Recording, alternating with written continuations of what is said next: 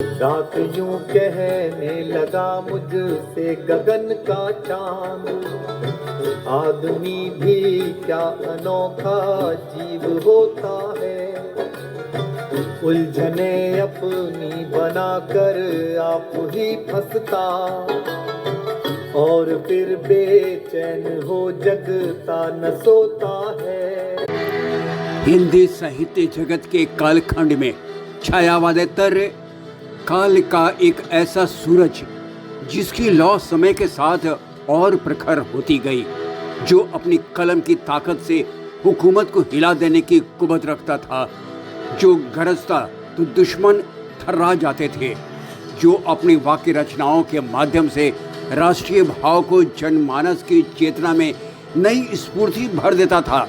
जी हाँ, कहानी बिहार की धरती की कोख से निकला एक अनमोल रतन, राष्ट्र कवि के रूप में समादृत और लोकप्रिय रामधारी सिंह दिनकर की, जिनकी कविताओं में एक ओर ओज, विद्रोह, आक्रोश और क्रांति की पुकार है, तो दूसरी ओर कोमल श्रृंगारिक भावनाओं की अभिव्यक्ति भी। हिंदी के सुविख्यात कवि, लेखक और निबंधकार रामधारी सिंह दिनकर का जन्म 23 सितंबर 1908 को बिहार के तत्कालीन मुंगेर और वर्तमान बेगूसराय जिले के सिमरिया ग्राम के एक भूमिहार ब्राह्मण परिवार में हुआ। पिता रवि सिंह एक साधारण किसान थे और मां का नाम था मनरूप देवी। सब कुछ सामान्य चल रहा था कि दिनकर जब महज 2 वर्ष के थे, पिता का देहावसान हो गया और उनके साथ साथ बड़े भाई वसंत सिंह के पालन पोषण का दायित्व विधवा मां के ऊपर आ गया। पति की मौत के वक्त गर्भवती मनरूप देवी ने दिनकर के छोटे भाई सत्यनारायण को जन्म दिया। दिनकर का बचपन और कैशोर्य गांव में ही बीता, जहां दूर दूर तक फैले खेतों की हरियाली, बांसों के झुरमुट, आमों के बगीचे और कांस के विस्तार थे, और था कलकल छलछल बहती गंगा का किनारा। प्रकृति की इस सुषमा का प्रभाव दिनकर के मन में भी बस गया, मगर पिता की मृत्यु के बाद घर की आर्थिक हालत दयनीय हो गई थी। खेती का हाल था कि कभी थोड़ी बहुत अनाज मिल भी जाता और कभी दाने दाने को मोहताज हो जाना पड़ता। वास्तविक जीवन की इन कठोरताओं का भी गहरा प्रभाव पड़ा उनके मन मस्तिष्क पर। संस्कृत के एक पंडित के पास शुरुआत कर दिनकर जी ने गांव के ही प्राथमिक विद्यालय से प्राथमिक शिक्षा पाई। तत्पश्चात निकटवर्ती बोरो नामक ग्राम के राष्ट्रीय मिडिल स्कूल, जो ब्रिटिशकालीन सरकारी शिक्षा व्यवस्था के विरोध में खोला गया था, में दाखिला ले लिया। यही उनके अंदर राष्ट्रीयता की भावना अंकुरित हुई। हाई स्कूल की शिक्षा उन्होंने मोगामा घाट हाई स्कूल से प्राप्त की।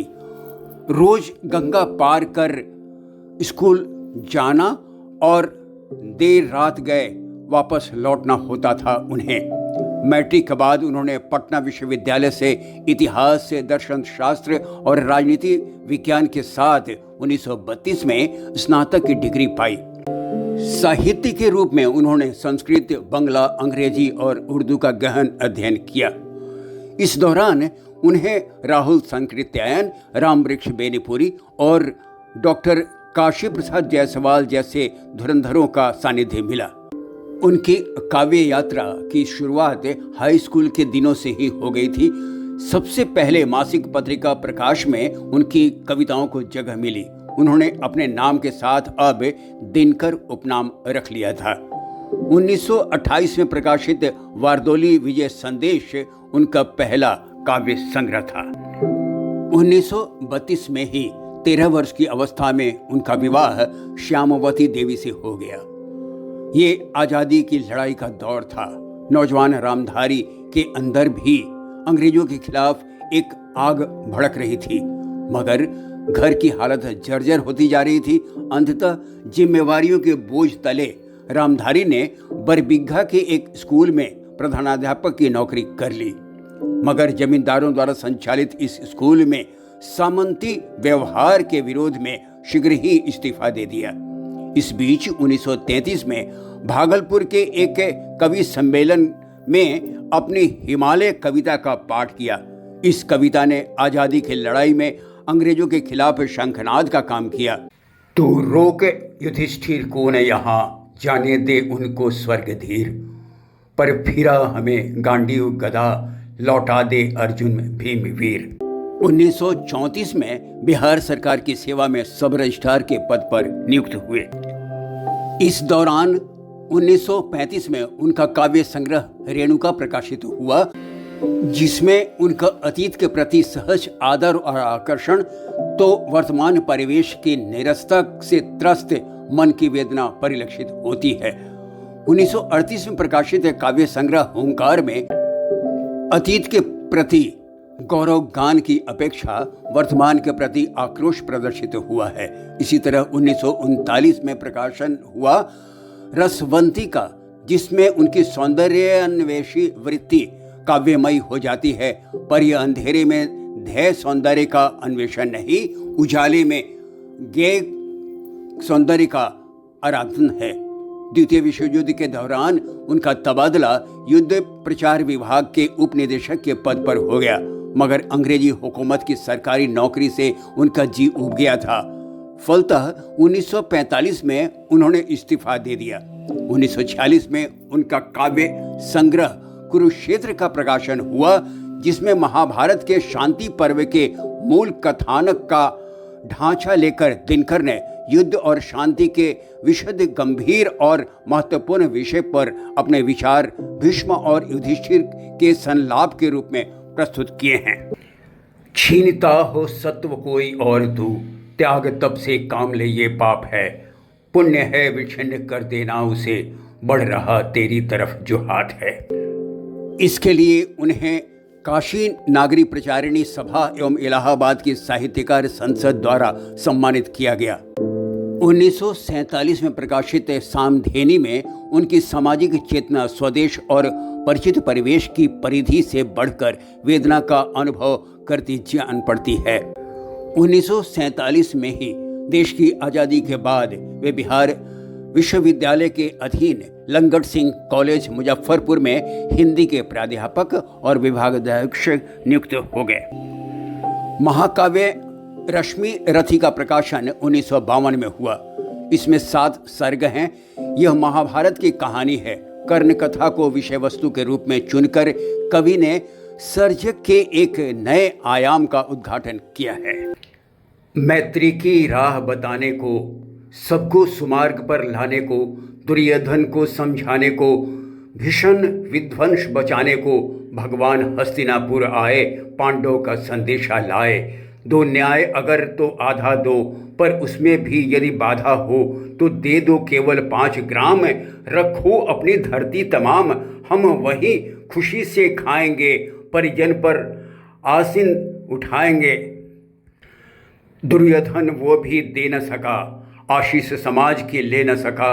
उल्टे हरि को बांधने चला, जो था असाध्य साधने चला। जब नाश मनुज पर आता है, पहले विवेक मर जाता है। इसी वर्ष उन्हें राज्यसभा का सदस्य मनोनीत किया गया और वे 12 वर्षों तक इस हैसियत से दिल्ली में रहे। 1961 में उनका महाकाव्य उर्वशी का प्रकाशन हुआ। इससे काव्य नाटक में उन्होंने उर्वशी और पुरूरवा के प्राचीन आख्यान को एक नए अर्थ में जोड़ना चाहा है। उर्वशी से प्रेम निवेदन करते पुरूरवा ने कहा, मरते मानव की विजय का तुर्य हूँ मैं, उर्वशी अपने समय का सूर्य हूँ मैं। अंधतम के भाल पर पावक जलाता हूँ, बादलों के शीश पर स्पंदन चलाता हूँ। अन्य रचनाओं से इतर उर्वशी राष्ट्रवाद और वीर रस प्रधान रचना है, जिसके लिए उन्हें 1972 में ज्ञानपीठ पुरस्कार से सम्मानित किया गया। 1962-63 में भारत चीन युद्ध के बाद एक और सुप्रसिद्ध खंड काव्य की रचना उन्होंने परशुराम की प्रतीक्षा नाम से की, जिसमें उन्होंने नैतिक मूल्यों की रक्षा करते हुए राष्ट्र सम्मान की रक्षा का संदेश दिया।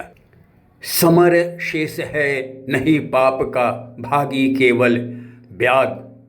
जो तटस्थ हैं समय लिखेगा उनके भी अपराध। इसके पूर्व 1959 में संस्कृति के 4 अध्याय के लिए उन्हें साहित्य अकादमी से सम्मानित किया गया, तो इसी वर्ष भारत सरकार द्वारा पद्म विभूषण से नवाजा गया। 1964 में इन्हें भागलपुर विश्वविद्यालय का कुलपति नियुक्त किया गया, मगर अगले ही वर्ष भारत सरकार ने 1971 तक के लिए अपना हिंदी सलाहकार नियुक्त कर दिल्ली बुला लिया। रामधारी सिंह दिनकर ने सामाजिक और आर्थिक असमानता और शोषण के खिलाफ कविताओं की रचना की।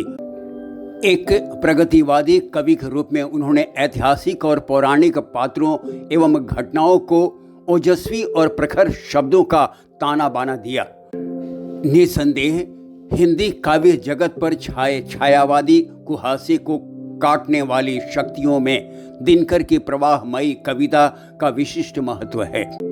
हालांकि कुछ कृतियों में प्रेम और सौंदर्य का चित्रण भी देखने को मिलता है। उनकी रचनाओं में तथा राष्ट्र प्रेम में वीरता और संघर्ष की भावनाओं का उच्चतम प्रदर्शन भी मिलता है। अपने लेखन में समाज सुधार, स्वतंत्रता, न्याय और वीरता जैसे मुद्दों को प्रमुखता से उठाया उन्होंने। बहुमुखी प्रतिभा के धनी दिनकर एक सफल और प्रभावपूर्ण गद्य लेखक भी थे। संस्कृति के 4 अध्याय के अलावे मिट्टी की ओर, अर्धनारीश्वर जैसे निबंध संग्रह लिखे, तो शुद्ध कविता की खोज जैसे आलोचनात्मक ग्रंथ भी लिखे। उनकी भाषा में तत्सम शब्दों की बहुलता के बावजूद सुबोधता और अस्पष्टता सर्वत्र विद्यमान रही। मगर जीवन के अंतिम वर्षों में घोर आर्थिक संकट के बीच वे भगवान तिरुपति की शरण में चेन्नई चले गए। वहां दक्षिण भारतीयों ने उनसे रश्मि रथी का पाठ सुना। उसी रात सीने में दर्द हुआ और 24 अप्रैल 1974 को अपनी कविताओं के बीच खुद को जीवित रख साहित्य जगत का यह चमकता सूर्य हमेशा के लिए अस्त हो गया। चूमे जहर चरण के नीचे मैं उमंग में गाऊं, ओ तान तान फन प्याल की तुझ पर मैं बांसुरी बजाऊं। यह बांसुरी बजी माया के मुकुलित या कुंचन में, यह बांसुरी बजी अविनाशी के संवेश गहन में, अस्तित्वों के अनस्तित्व में, महाशांति के तल में, यह बांसुरी बजी शून्यासन की समाधि निश्चल में। कंपहीन तेरे समुद्र में जीवन लहर उठाऊं, ओ तान तान फन प्याल की तुझ पर मैं बांसुरी बजाऊं।